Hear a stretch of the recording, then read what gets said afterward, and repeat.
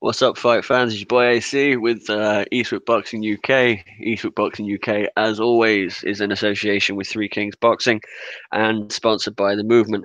Got a sick panel for you guys today. My first, to my two co-hosts and my regular co-panelists. Starting off, we got two of the co-founders from Three Kings Boxing. I'll start off with the Georgian, C-Bone Henderson. How you doing, man? I'm doing great, guys. How y'all doing today? Good stuff, good stuff. Yeah, not too bad, not too bad. My second guest and co-host, full-time arsehole, part-time partner in crime, Willie the Kid. How you doing, man? I'm great, man. Good I'm stuff, good stuff, excited. good stuff. Don't I sound it?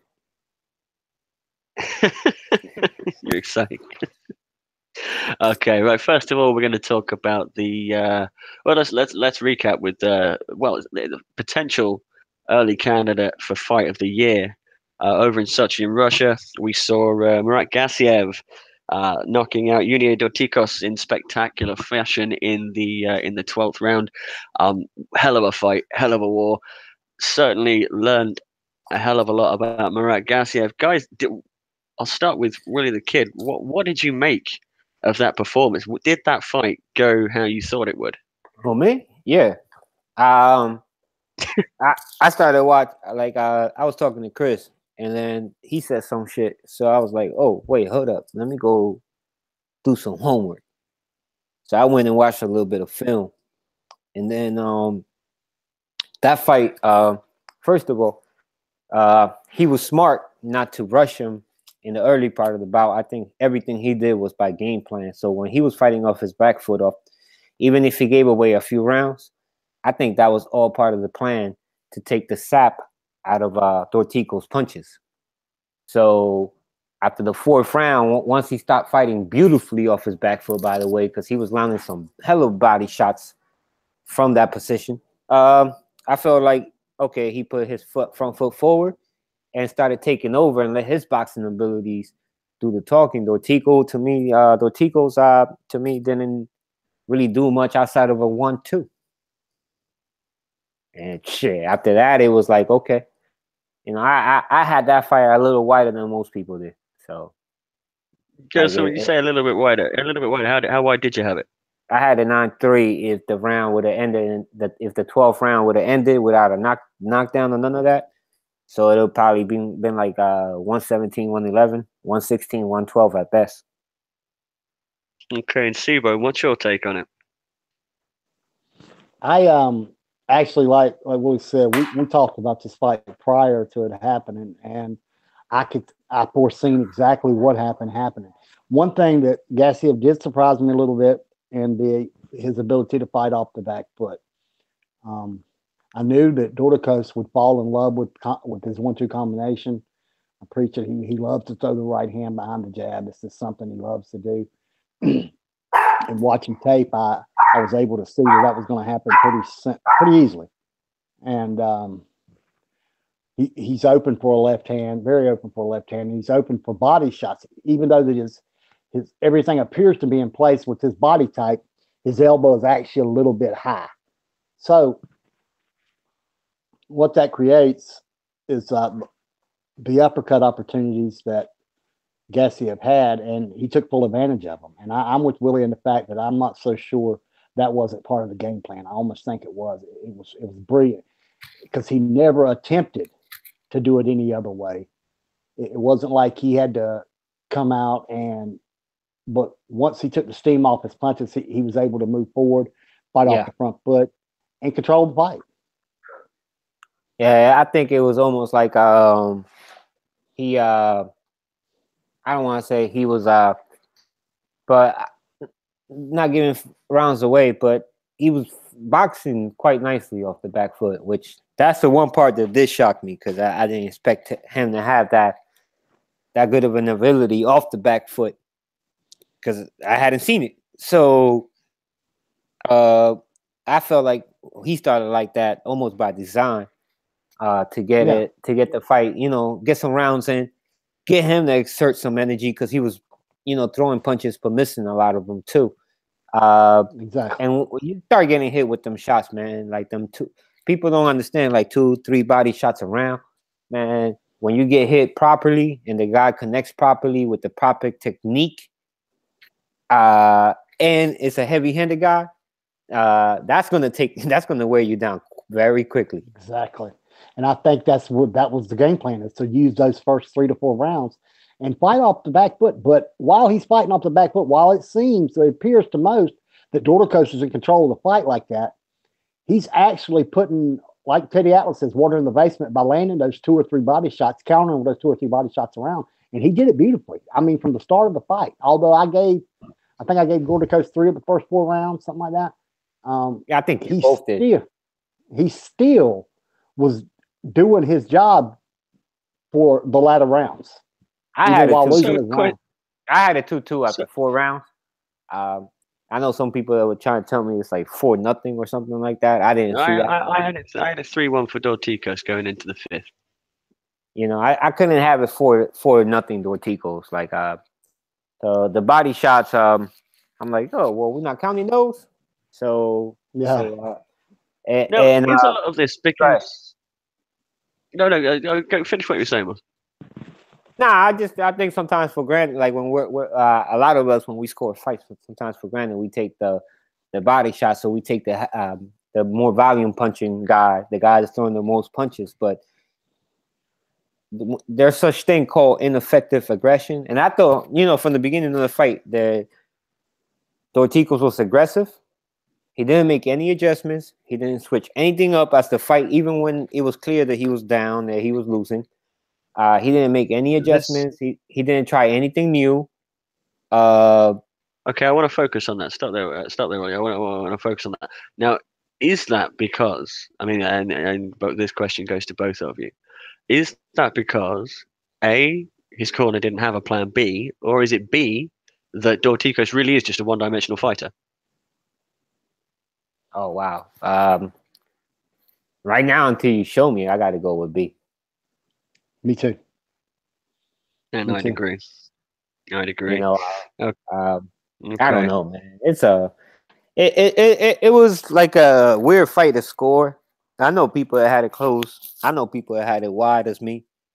I know people that had it, you know, to me, 116, 112 is wide. That's 8-4. You know what I mean? There's no debating that. That was like an 8-4 type of fight. I don't know what you had going into the 12th round, Aaron, but I felt like, okay, Dorticos needs a knockout. That's how I felt going into the last round. No, personal opinion is a knockout or a knockdown. Well, I don't even think that would have done much. I mean, I had it looking sort of after the going into the 5th. If you have a 10-6 round, then you have an even card. You know what I'm saying? Well, I had a 10-7 would have gave him an even card for me. I had it 106, 103 through 11 rounds. I think for me personally, going into the 5th round, as much as I scored it sort of 3-1 for Dorticos going into the 5th, Gassiev took over for me after round 5. And you know, I was hard pushed to give Dorticos any more than a round in the ensuing action. But okay, now that's round 8. Now's it.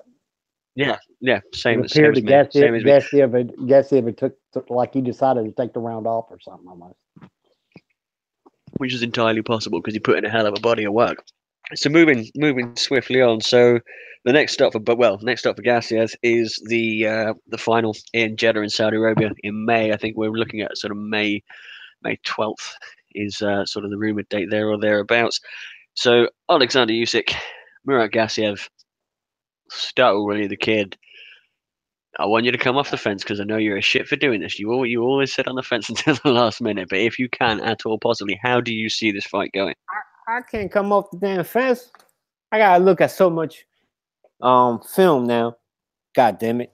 Now that I mind looking at film, but it's like time consuming because I the way I look at film, man, I stop the shit. I rewind. Like, did I see what I just think I saw?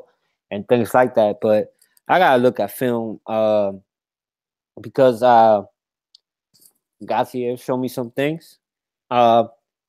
I can understand right now how he could be the hot pick. He had the latest fight. Usually that's what happens. But I can't ignore completely the fact that I see him have issues with southpaws. So and position. Like being in the right position, fighting a southpaw, he has had issues with that. And Usyk uses movement so well that you got to take that into account too. So there's so many different variables at this point, man.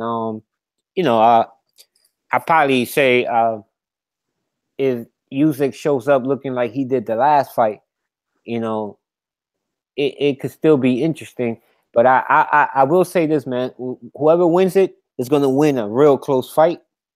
I don't see Usyk getting a knockout because as the competition has gone up, he's shown to be more of a boxer than a pure knockout puncher. But oh man, that fight is fucking interesting, man. I didn't even know they were going to have the finals in Saudi Arabia, to be honest with you. They did, yeah. No, they are. So I think they like that it's like. Well, I think both World Boxing Super Series finals, both the super middleweight and the cruiserweight, will be on the same day. I'm right, but I'm sure my man Seabone Henderson will tell me different if I'm wrong. I'm feeding you guys a load of bullshit. But Seabone, we were talking about this before we went on air. And you put some interesting points. Some of them Willie's just covered off. But what's your take? How do you see this fight going? Without looking at a bunch of tape, I favor Usyk off of styles. Okay, I use it. This quote: "Styles make fights." That's real. It's as true as it gets. It's as real as it gets. But habits create the difference.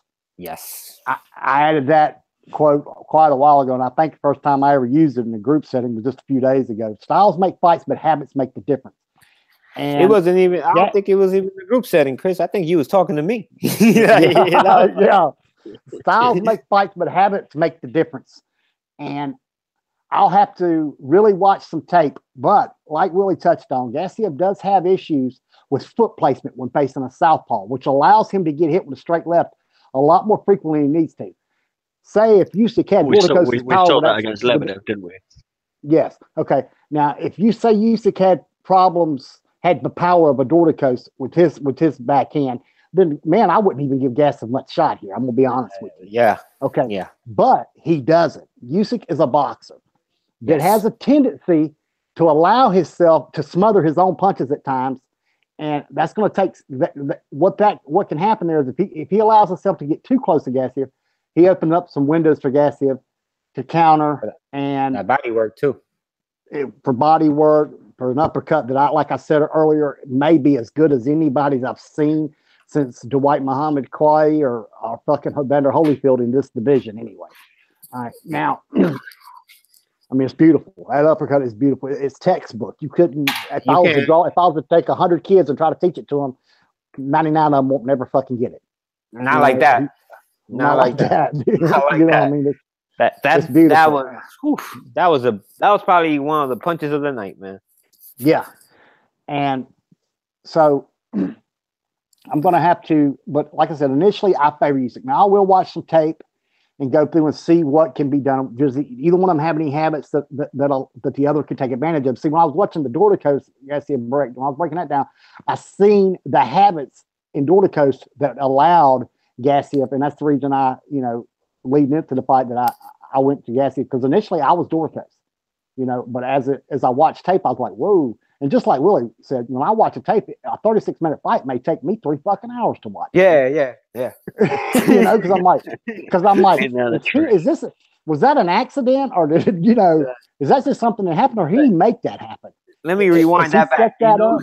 Yeah, I mean, you can ask my wife. I can be watching a fight and go, "Oh shit, he's getting ready to that straight lands, that straight left's there," because he set him up for it. I've seen it. I've watched it happen. From watching tape leading into it. And then it comes up, I see it. Okay, here's the same pattern he's been laying. Patterns are big. And what creates the difference between guys like, and I know Willie forgot about Rigondeaux, but him and Lomachenko and those type of guys is that, and Floyd Mayweather, is they don't have patterns. You know what I mean? Those guys don't have patterns. 99% of boxers do. I think the only pattern Floyd ever had was like you knew after the third it was going to be a different fight. like after the third round. Exactly. You know what I mean? Yeah.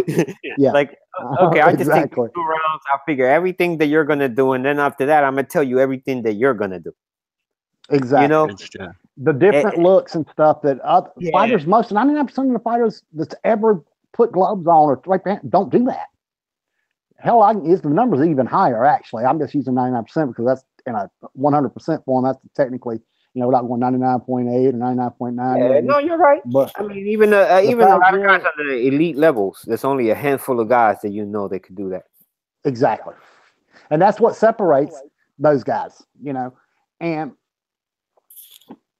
I don't know. I'll have to, I'll find the patterns when I watch a little bit of tape. But like I said, initially going in, I do favor Usyk a little bit. I think it may be 60-40, somewhere in that area. Okay. Well, there's two on the panel that say Yeah, Usyk. yeah, yeah. I'm going to I'm go with actually, Gassiev. I'm actually going to yeah, take Gassiev. I'm a little leaning more And that, well, music. I say Why? Why, I'm Aaron? going to take Gassiev. I'm going to take Gassiev on the basis of what I saw. What I saw against Maris Breedis is that he's there to be hurt. And Sibo made a really good point earlier on before we came on that he has a tendency to smother his punches. Now I saw Gassiev hurt by Breedis in that fight a couple of times early in that fight, and you just can't afford to do that against a guy like Gassiev. There's just there's just something you just call it a hunch, right? Because nine times out, well, we will use Chris's analogy because that seems to be a forefront for this show. 99% of the time, you would pick a guy with boxing IQ IQ. over Yeah. over a puncher any day of the week. Well, But yeah, Murat Gassiev isn't just a puncher. if everything was even, like all the attributes were even, I still say Usyk is the better boxer. No, But he is. if all attributes, when you're looking at a fight, if all attributes are like just about even or close, then you look at, there's few variables. I always say size doesn't count, but in a fight where like Terrence Crawford, for example, will be, let's say he's going to fight Errol Spence, right? You look at their boxing ability. Obviously, Crawford is the better boxer, but there's a lot of good things that Spence does himself.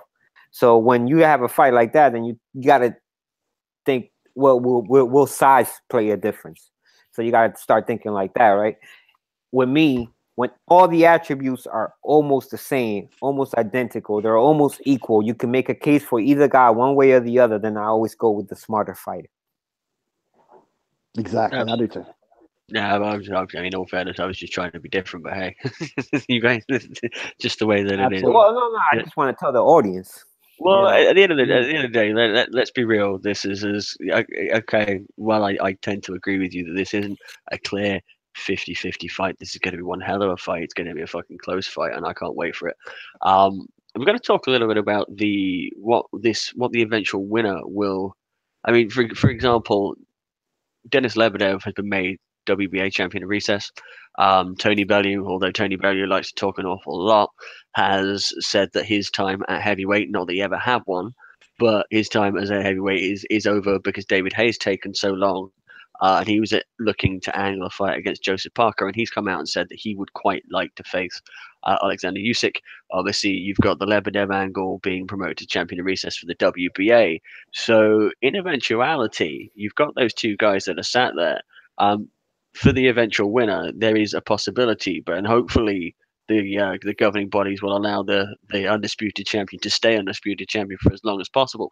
But do you, for example, if Gassiev wins, obviously there's angles there as Usyk wins. If Gassiev loses, then obviously he's got the Doherty cost rematch that he could quite easily take. But who would, out of those two fighters that I've just mentioned, do you see them as potential opponent, realistic?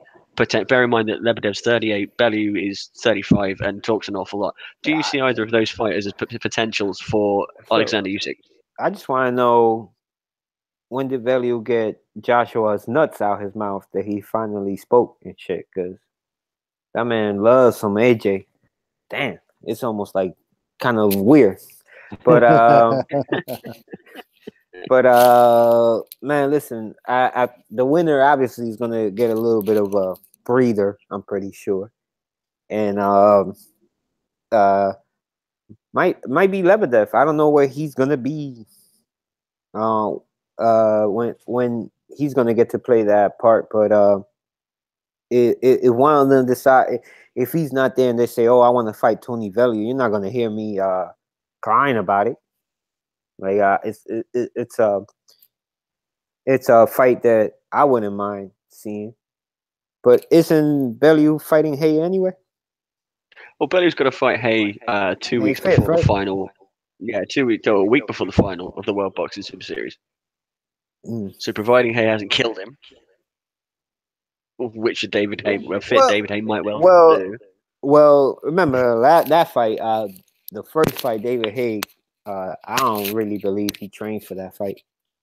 And looked very sloppy in there. And then he got hurt, and Velli couldn't put him out with one leg. So, oh man, I'm gonna actually watch that one. I actually reported that with Four Corners Boxing Talk that Hay was injured prior to that fight. Yeah, you did. Well, we all knew he was. Yeah. Yeah. I reported that, and he was injured prior to that fight, and he went through with it, I guess, because he didn't want to hear people bitch. So, well, he showed a lot. He showed a hell of a lot of heart. He kind of made up for the pinky toe Klitschko excuse. Yeah, I mean, you guys are still giving him a tough time over there still, or? Yeah, I mean, he gets more respect. Well, personally, he gained a lot of respect from me. Because he cried off of a couple of fights from Fury because of injury. Obviously, the pinky toe excuse for the Vladimir Klitschko fight, which is just fucking laughable. But to fight for 5-6 rounds on an Achilles tendon that looked like burger meat is a pretty tough showing, to be perfectly honest with you. But hey, we'll cover that fight. Right, I'm going to throw this out there real quick because it's an interesting fight if it ever happened. But we've seen in Twitter not so long ago that Andre Ward is beefing up. There's talk of a comeback. I think he said he got up to about 199 pounds. Could we even see Andre Ward enter at cruiserweight? Not go to heavyweight completely just yet, but go to cruiserweight and fight the winner of Murat Gassiev, Alexander Usyk. Could that fight ever happen? No, not unless Usyk's fighting as a heavyweight. Yeah, and that's that. Right. Okay. Something special. When he talks about something special. Yeah, he's talking about heavyweight. He's not. He's talking about skipping one division and going straight into another, and then doing something there, like facing the champion or something. Okay. One thing, and I don't necessarily agree with that move, but I'm not gonna sit here and say, Andre Ward, you shouldn't do that, because quite honestly, he earned the right to do whatever the fuck he wants. Exactly. Absolutely. Exactly. Okay. I like Ward though, so I know you hate him, but I like him. I don't hate him. I've got a lot of respect for his ability. He beat your boy, so it is what it is. You and your boy. This is my show. You don't bring shit up like that on my show. We don't talk about that kind of crap. My fault, man. Hey, Chris, I'm not going to talk about how Aaron and Frosh spent 3 years bashing Ward. I won't bring that up. Froch is still doing where's that cutoff button? Where do I get rid of him? Yeah, there it is. No, I take your point. Right, he's a fucking asshole. He really is, but I love him. Right, we're going to move across to the pond from last Saturday's action. So we saw Gilberto Zerto Ramirez defend his WBO. Wait! Before you go to that though. What do you think of that Chamberlain? What's his name? Oakley? That's how you say his name? Oakley. Wait a minute! Don't I answer the questions? No. Because I just want to know what you guys thought of it, because I saw a lot of people picking Chamberlain, and you two, I believe, pick Oakley. It was right. No, I picked Chamberlain. I did pick Chamberlain. It was quite possibly one of the worst domestic fights I've ever seen in my life. Now, I said in an article on threekingsboxing.com last week that as much as I got. Worse in what way, man? You got to fill me in a little bit, because I only saw like a little bit of that fight. So I only saw like, It was a bit of a hug fest, really. I mean, neither guy really did anything to to further their call. Right, let's call it what it was. It was and the Daily Mail coined this quite well. It was a shambles.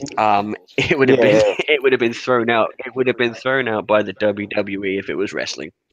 Oh There shit, was that bad. well, Wow. considering going in that Okoli was slated as a bit of a puncher, and he was because he'd finished 6 out of 7 by stoppage, and he hadn't exactly fought that many times. I think it was about 50 rounds all in total in his career. Um, and given the fact that this was AJ's first promoted fight, that probably didn't do him any favors, because there was just nothing to like about the fight. There was no Who drama. There was no who entertainment. who was the favorite over there going into that fight? If public opinion would have been Okoli, so the right guy won, but he didn't win anything really. What that told me is that, I mean, we'll talk about levels, and I know it's hard to gauge what kind of level you're going to be at 7 fights in, So but so you feel like he might given just end up being like a guy that just fights on a domestic level?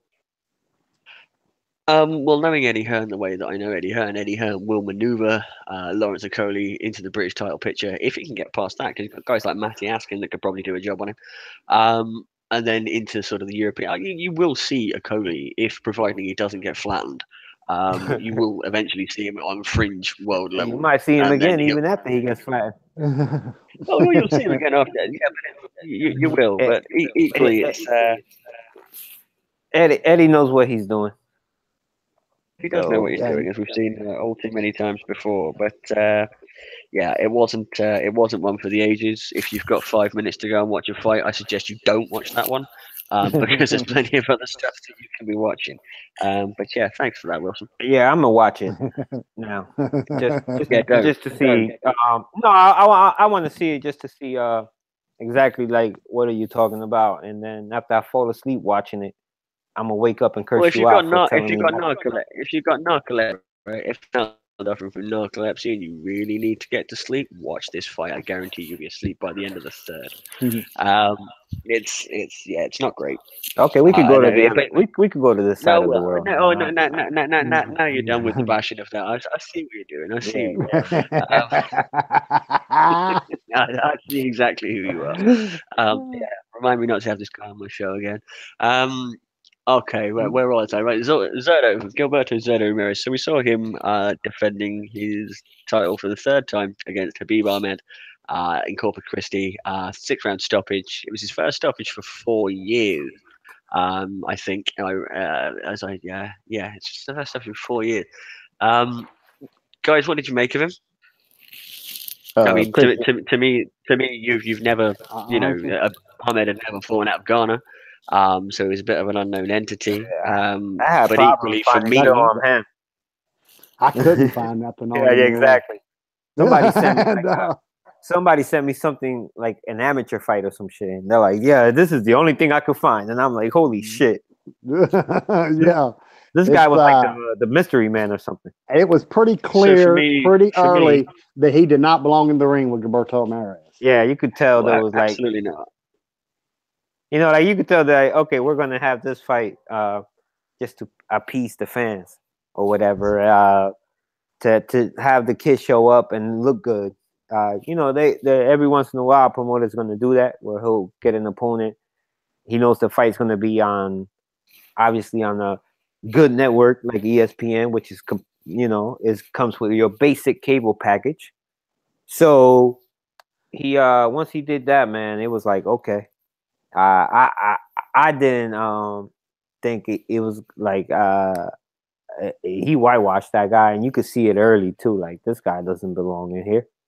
Like he's getting hit with everything, you know. But there were some things like his awkward movement gave Sordo some issues there too. So you start wondering, like, you know, would a harder puncher have a better effect? Shit. True. You know, the guy kept his. I think we were talking about his defense, see, and I said his defense is basically his being a volume. Yeah, his offense being a volume puncher. Yeah, exactly. What do you think of that guy? Go ahead, see. Go ahead. I think he's got some serious shit to work on. Yeah, I think both of the young kids do, don't they? Yeah, Benavidez as well. And they're both world champions. And that, I mean, Ramirez is what, 37, 38 fights into his pro career now. Right. And he's still working on a lot of shit. But to be fair, I don't think he really moved up to a world level until about 8, 9 fights ago. Some shit like that. And seems like since he's got up against Derek Edwards and the Abrahams and the Harts and stuff, and stoppages have come to a halt that he had early in his career. And I think Aaron touched on it's been what, almost 4 years. I know it's been 3.5, something like that. Like November of 2014, he stopped Zaninga or somebody, I believe, if my research is right from doing the preview article on it. He got some serious issues to work on. Some serious. A guy with good footwork and a good jab will beat the hell out of him, in my opinion, right now. I believe so too. Because he doesn't fight tall. No, he don't.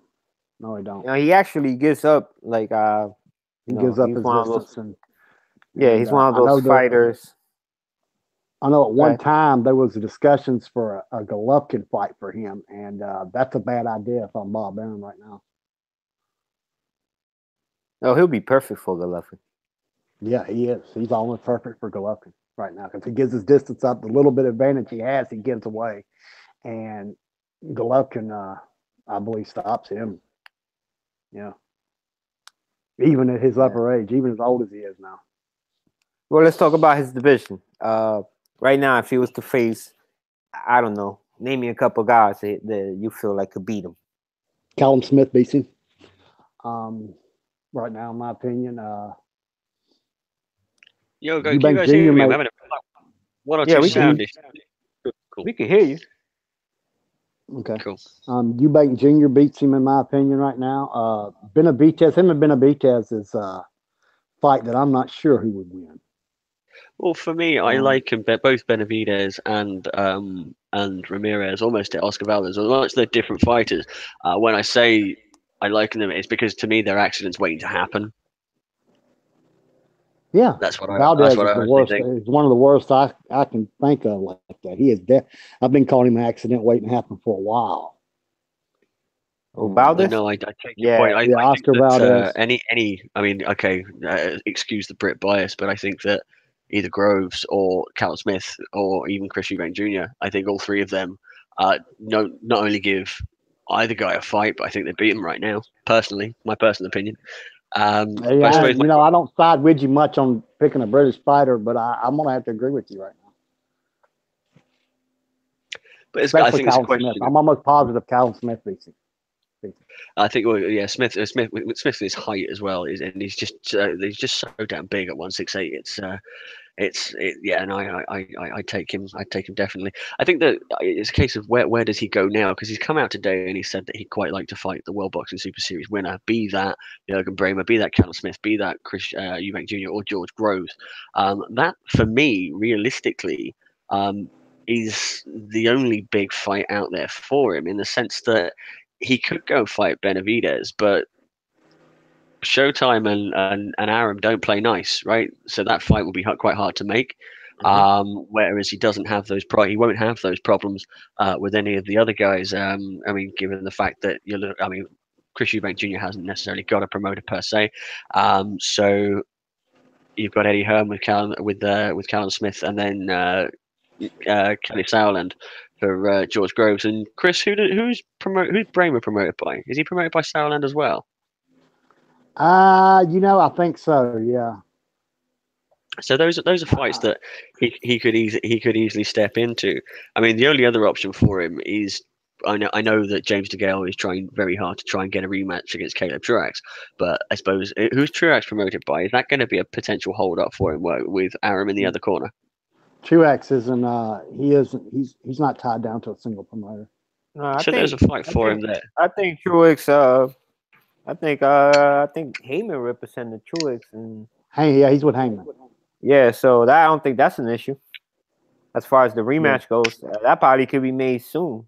But DeGale, to me, I don't believe in him at this moment. So I think No, the I young, don't. But I suppose my question was where does Ramirez go from here? Because his title reign's been a bit Well, that's lackluster. actually a good name that you just threw out there. If we could try to get if we could get James DeGale to get his mind off of Truex and try to fight him, that could be an interesting fight. You know, It could be. It could be. Yeah. and it will probably and it'll get him. If Ramirez should get past it, and all he has to do is last about 4 or 5 rounds and not get caught doing anything stupid. Mm-hmm. And then I think he could probably put the pressure on DeGale, and he's gonna fold. So that could be an interesting fight, and it could give him a little bit more credibility as far as the name goes, because somehow, for some reason, James DeGale name holds a little bit of water. But Well, it does. But equally, I think that if George Groves comes up on the losing end of the fight in a couple of weeks' time, he could fight I fully DeGale. expect him.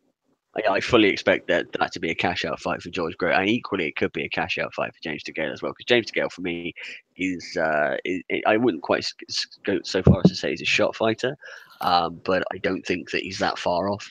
I mean, you look at his last few fights again. As he's if you compare him into a golf right, he's a good front seven fighter. He'll fight well for the first 6 rounds, maybe I 7, call him. and then just I call him a first half fighter, like a 6-round fighter. Yeah. Period. Well, I'm gonna help you out here, Andrew. Since you don't want to say it on your show, I'll say it for you. He's a shot fighter. I'm just gonna call it like it is. He's a shot fighter. Yeah, he's actually what they were saying Miguel Cotto was there for a while. He's actually at that point in his career. That's a good point. Yeah. But he'll be flying for money because he hasn't had too many big paydays, and for him, the George Groves payday would be the biggest one that he could possibly get. Should he not get through the should he not get the Caleb Truex rematch, and should George Groves not get through Chris Eubank Jr. I don't like personally. I think that the World Boxing Super Series super middleweight final is going to be fought by Callum Smith and George Groves and shit. So while I'm talking about it, say that and then gloss over it and then be like, okay, guys, let's continue. Because I'm not so sure of that. We're going to talk about that right now. Okay, so here we go. Right. I thought I'm supposed to be running this shit, but apparently that's just not the case. No, it's not. He tried to run the fastball past us, like, oh, hold up, we all agree with that. No, oh shit! I just realized I got to use a different term. I just used like a baseball term with your British ass, fastball. Yeah, what would that be called over there? Yeah, I don't know. What's cricket over there? Like squid kicking soccer, maybe? I don't know. These assholes are supposed to be my friends and colleagues, but it don't sound like on this show today, ladies and gentlemen, does it? Not one little bit. Right, come on. So it's not next week; it's the week after. But Manchester, George Groves, Chris Eubank Jr. Now, I've just said who I think is going to win. I'll come on to why in a moment. But come on, Seaborn Henderson, why are you not so sure? Well, because Groves is as old as he is. He's been through some wars, man. And I think he's getting ready to go through another one. While I think I haven't did a lot of study on tape on this fight, I do know he's been through some battles, and that seems to be right up Eubank's alley. Yeah, but to counter that, we've never really seen Chris Eubank in the same thing. Okay, I know. No, we haven't. I'm going off of what I believe to be the case. All right, now I got to watch a little more tape and see, but I think that he fits almost into where the game plan that Eubank Jr. needs for this fight. And I will, like I said, I'll do some tape study on it, and I'll give you a more solid pick. But right now, from the outside looking in, I do favor Eubank Jr. about 70-30. Okay, well, I mean, my take on this is that we've not seen. Okay, I know that George Groves got stopped and knocked out by Carl Froch, but Carl Froch is a pretty big fucking puncher at 168 for a lot of people. And the second point that I just came on to is that we know that George Groves can bite down his gum shot and fight if he has to. And we've not seen that from Eubank Jr. yet. For me, Groves is a huge. he's a big boy at 168. He really, really is. Yeah, and Chris Eubank Jr. is not. Do you know what? there's always going to be questions about George Groves' stamina as well. And if Chris Eubank Jr. puts it on him early, then I can think that George Groves is, well, it might not have a long night because it could be over. My biggest concern, actually, thinking about it, I'm talking myself out of my pick while I'm talking. I've seen in previous, and it's in relation to his corner, actually. I've seen in a couple of fights where Shane McGuigan is in the corner. The biggest one I can think of is the second fight between Frampton and Leo Santa Cruz. Is that his corner did not have a plan B, and you've got to, we all know you've got to have a plan B and change things if things aren't working for you. And I can't remember. There's a couple of others that I've seen where Shane McGuigan fight. Well, even in the early going for the David Hay for the first fight there, when that wasn't going his way necessarily, there wasn't the fact that they were sending him out, the fact that there wasn't anything else that they could do. That worries me a little bit. That does worry me a little bit.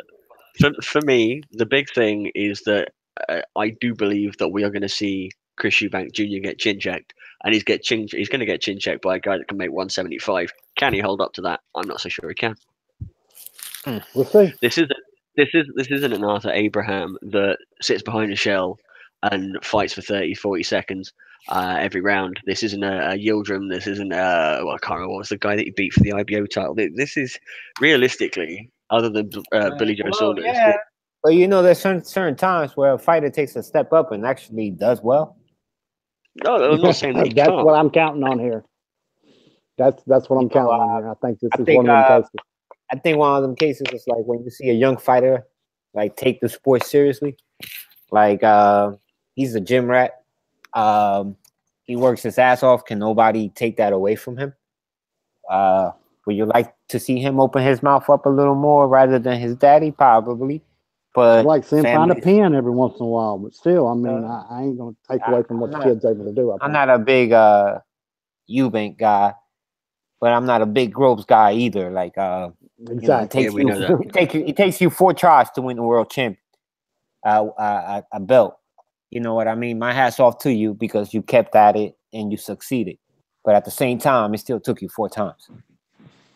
It did, but he came up against he did, but he came up against one of the best super middleweights ever in Carl Froch. Like it or not, he is. I mean, I'm not saying he's like a top 2 or a top 3, but Carl Froch is definitely in your top 5 in terms of what he's done in his career. And Badu Jack ain't no fool neither. Yeah, but how did Carl Froch do? I'll be honest with you. Let's keep it honest. Carl Froch was losing to fucking Jermaine Taylor up until a knockout. Like he was going to lose that fight. I shot Jermaine Taylor at that. This is a fair point. This is a fair point. Eastwick boxing UK guys, and my UK guys are getting slated right now. We're not doing so well.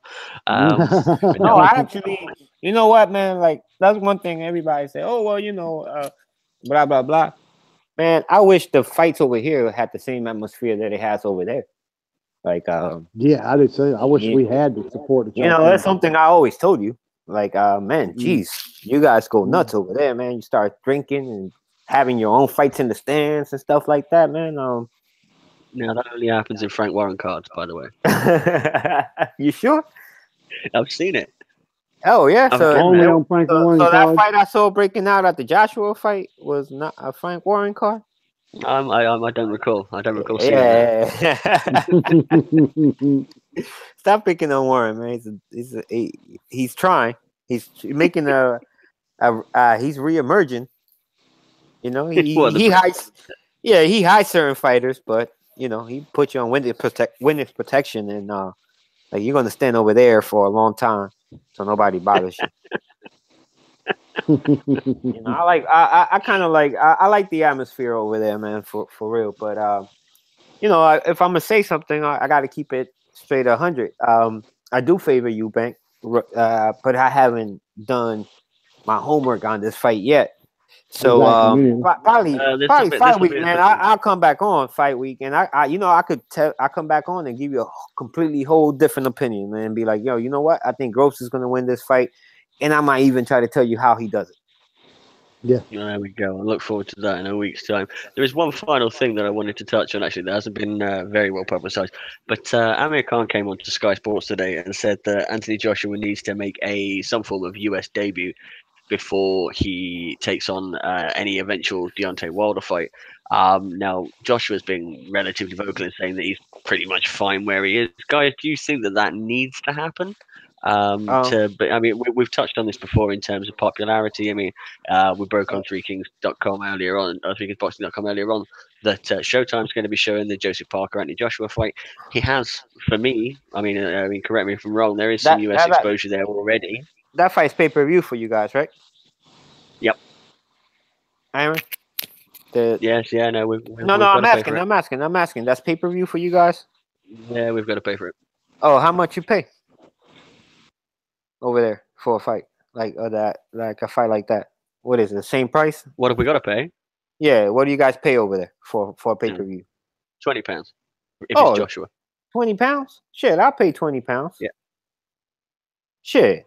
You know, $65, man. $75 if you want an HD. You believe they charge you $10 more for HD? They didn't sure do here. Man. Yeah, they do, bro. We get all your shit for nothing. They charge you $10 more for HD. I'm like, wait a minute, hold up. But I already have HD. Like what the fuck? But yeah, man. Honestly, I will go. I would say yes and no. I always said that Joshua needs to fight in the U.S. because whether we like to face it or not, this is the Mecca, especially for heavyweights. All right. The history behind it says he should. Lennox Lewis, who to me, it's one of the best I've seen at heavyweight. Yes, because I'm 39 years old, but one of the best I've seen at heavyweight. Made a habit of it, but at the same time, I'm like, the boy's rolling in bank over there. So with the internet and everything the way it is now compared to what it was then, like he doesn't really have to. Would it make sense for him to? Agreed. Yes, but like I said, it's not gonna fuck his money up if he doesn't. Chris, what's your totally take? agree. I totally agree with Wilson here. I think we're in a different era, guys, than what we was in prior to this, where you had to come to America. Now with this era, the era we're in now, I will say this: I think Deontay Wilder Anthony Joshua fight doesn't do very well over here if you try to put it pay-per-view if it's fought over there. But I'm going to be realistic about it and say that it's going to do better over there pay-per-view than it ever will over here, at least right now. Right now, yeah. Okay. And now, let me revisit this question. After Ortiz Wilder. Yeah, after Ortiz Wilder, come May 2nd, and Joshua Parker's done too. Let me see. Well, actually, let me revisit about 3 weeks later when all the shit dies down, and you can put a realistic spin on it. Because just like he said, Gassiev was a popular pick now because he just fought. That shit happens every day in media. I on a website like me and Willie do, we see these link clicks. You know what I mean? We see what's popular and what's popping. And it's the most, it's whatever's hot right now. That's just the way it is. I mean, you got some guys that stay that way. You know, Joshua's one of them, for instance. Yeah, like Golovkin, Canelo, those guys, they stay no matter what you put up. You could say, hey, you know, Golovkin went and took a fart earlier, and we could do an article on it, and there's a good chance that some bitch is still going to do it. Spare share link clicks, you know, but that's just the way it is. But yeah, I think we're in a little bit different area now, and I think that it's not a necessity. It's a right. I believe it's a good suggestion, but I don't think it's a necessity anymore now. No, with the internet the way it is, man. Like if you think about it, like shit, man. You're almost connected to the world instantly, you know. Like I could sit here, like Aaron, like I met you on the internet.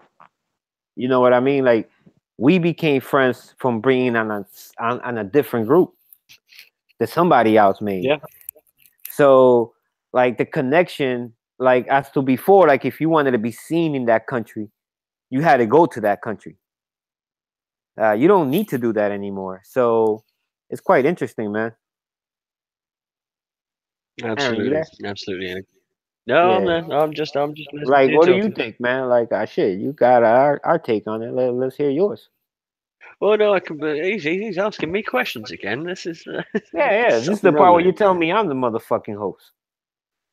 You know, I don't I'm think waiting so. for it. I don't I'm think. waiting for it. I don't think so. No, I agree with what you're saying. I mean, it's. I mean, Joshua has come out and he said that he doesn't necessarily need to travel, and you know what? He's probably right. The fact that he's packed out an attendance record 90,000 at Wembley against Klitschko, he's packed out 70,000 twice at the Principality of Cardiff Stadium. Does he need to go to America? Historically, as you guys have just said, no, absolutely he does. I think that he does. I don't think that he can hide in the comfort of the UK forever. I think that he needs to go stateside. But again, with social media being the way it is, I mean, Joshua is a big enough name either side of the pond. To me, it doesn't necessarily matter as much. I do think he does need to do it from like a like a I don't want to say the wrong thing because hey, this is like the probably the weakest. You know, I thought I was like saying like last decade was so fucking weak with the heavyweights. It was unreal. I think this decade is probably worse. So we lose a lot of big guys to other sports. So the competition, and don't get me wrong, the competition is not like up to par. Even like where it was, like even like you got a lot of it's like 4 or 5 guys, and then after that, that's it. So from that standpoint, you know, if he wants to be taken more serious, like in things like that, then he should probably fight 1 or 2 times over here, because then you get people from here to see you. And people over here, one thing they do is they watch heavyweight fights, man. You don't gotta like the sport. A lot of people don't like. I had somebody ask me about Wilder that never follows boxing, doesn't watch it at all. But they asked me about Wilder because they saw that Stubborn knockout on Sports Center. Guys, I'm not even sure that we see a Wilder Joshua fight anytime soon, if I'm being perfectly honest. I mean, I know we've touched on Next this. year. Next year. Yeah, well, this is it. I mean, for me personally, if he beats Parker, then he's going to end up fighting Povetkin.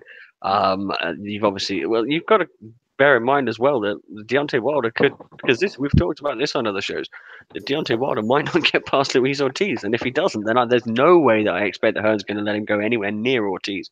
He's going to let Ortiz. He's going to know even less than he would Wilder. That's my personal opinion. I'm not entirely. You've obviously got the Tyson Fury Shit, fight there as well in the I'll let background. Chris answer that. Shit. What's that? He's saying that Deontay Wilder Ortiz fight, about who wins that. I know you favor Ortiz, and a lot of people do. I personally have like a different take on it. Like I feel like, I think at this point, I think Ortiz age might catch up to him, and I think that's very possible. I do. I believe that if we can get an Ortiz at 80% of what he's capable of being, then he wins this fight. Okay, but I'm not so sure you get that Ortiz anymore. So I'm really stuck on this. And if I was to do, and I've kind of looked at tape on him, a logical breakdown on the fight, this favors Ortiz all day, every game. Yeah, okay? But there's extenuating circumstances to this, and tape doesn't help me much in this one, man. It don't help me none here, because the more tape I watch on it, the more I lean toward Ortiz. Yeah. Okay, so, but it's like other variables that could happen that exactly. I start going, well, maybe he's a little bit slower. Let me watch this tape again. Well, maybe he ain't. But well, fuck, I can't really tell.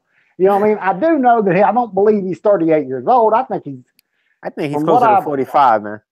Yeah, I do see. From what I've heard from some amateur guys, he's around 42 to 43, as is Rigondeaux. Okay, and so, which is fairly common amongst the Cuban fighters. They come over here and tell you when they were born instead of it being documented. But yeah, I still stylistically and logically favor Ortiz. Although I know there's some extenuating circumstances to this that, this is something that you go through, like, let's just say social media, for instance, and you go, well, man, now you're making excuses. Well, these might be legitimate excuses, okay? Because and what I mean by that is he may be too old now. He may be. Now, I don't want to hear no shit about, well, he ain't the same because he ain't on PEDs or whatever. That's bullshit. He should have never been on them to begin with. Yeah. All right.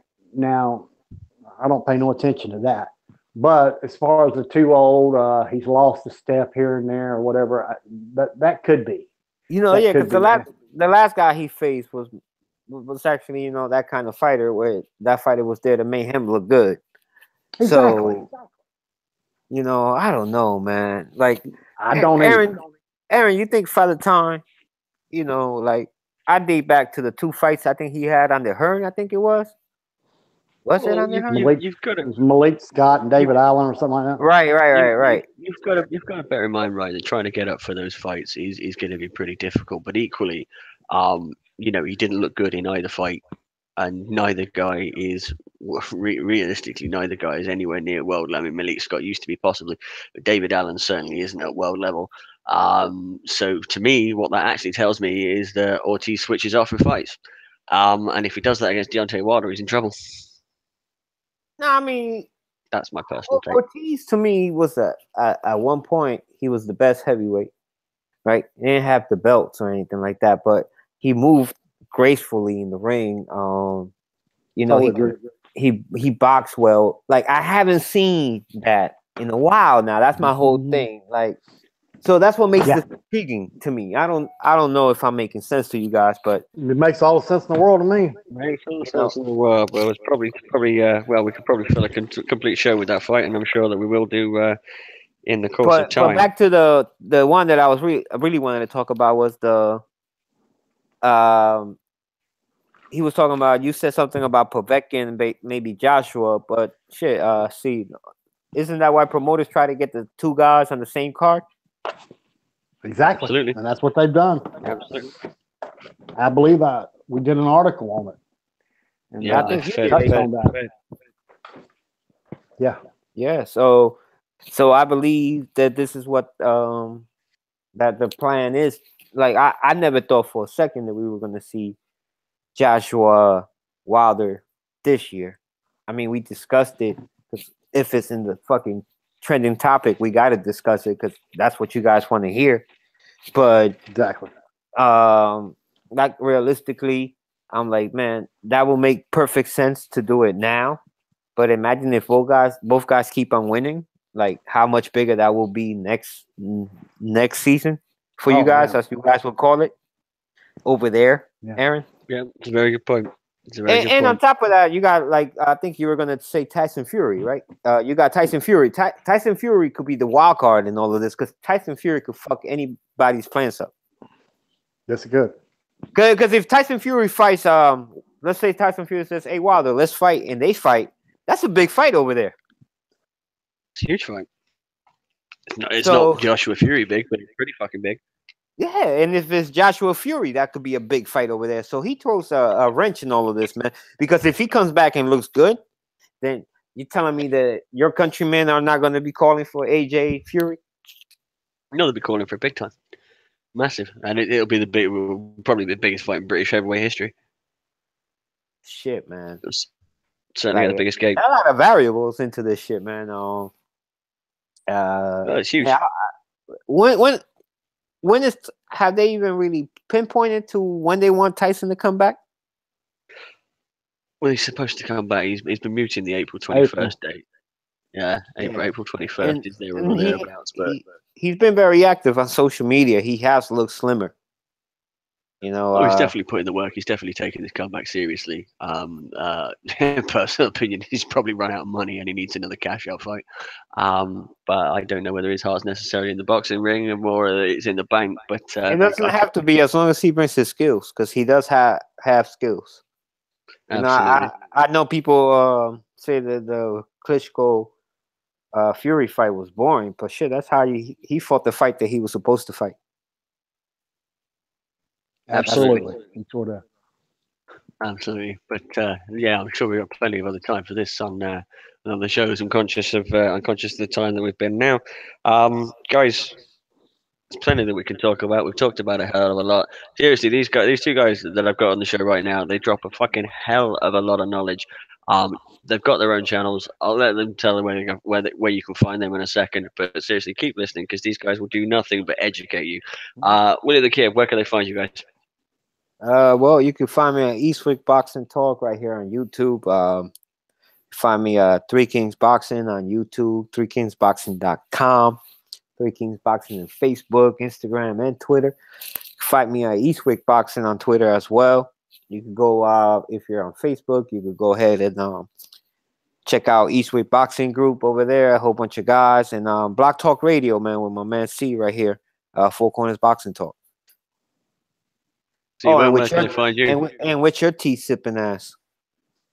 And with my tea sipping ass, yeah, absolutely. Not. Seaburn, where can they find you, man? I pretty much the exact same place as you just Willie the Kid just mentioned.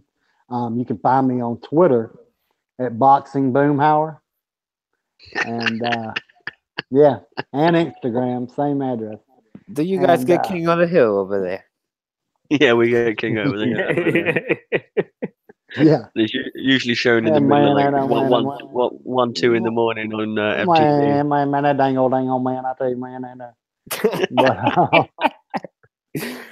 oh shit. Oh, good stuff. Right, fair play.